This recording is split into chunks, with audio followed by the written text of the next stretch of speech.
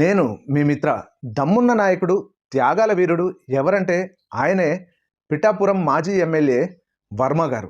MLC అభ్యర్థుల ప్రకటనలో వర్మ గారికి తీవ్ర అన్యాయం జరిగింది. ఈరోజు కూటమి ప్రభుత్వం ఆంధ్రప్రదేశ్లో అధికారంలో ఉంది అంటే కారణం దానికి వర్మ గారి యొక్క త్యాగం మాత్రమే. వర్మ గారు తన యొక్క సీటును త్యాగం చేయకుండా ఉంటే ఈరోజు డిప్యూటీ సీఎంగా పవన్ కళ్యాణ్ గారు ఉండేవారు కాదు, సీఎంగా చంద్రబాబు నాయుడు గారు ఉండేవారు కాదు, అసలు కూటమి అనేదే ఉండేదే కాదు. ఎందుకంటే వర్మ గారు బలమైనటువంటి నాయకుడు. ఆయన ఇండిపెండెంట్గా పోటీ చేసి 47,000 మెజారిటీతో ఘన విజయం సాధించినటువంటి నాయకుడు.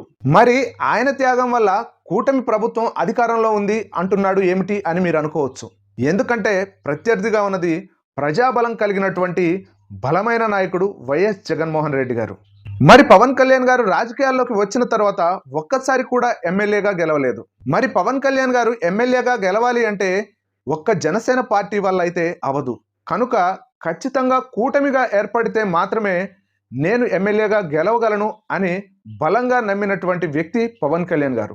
మరి వర్మ గారు త్యాగం చేయకుండా ఉంటే ఖచ్చితంగా పవన్ కళ్యాణ్ గారు ఓడిపోయేవారు. నేనే ఓడిపోయేటప్పుడు ఈ కూటమి ఎందుకు అని ఖచ్చితంగా జనసేన ఒంటరిగా పోటీ చేసేది. అందుకే అంటున్నా, ఈరోజు పవన్ కళ్యాణ్ గారు డిప్యూటీ సీఎంగా ఉన్నారు అంటే, లేదా చంద్రబాబు నాయుడు గారు సీఎంగా ఉన్నారు అంటే, అసలు కూటమి అధికారంలో ఉంది అంటే దానికి కారణం వర్మ గారి యొక్క త్యాగం.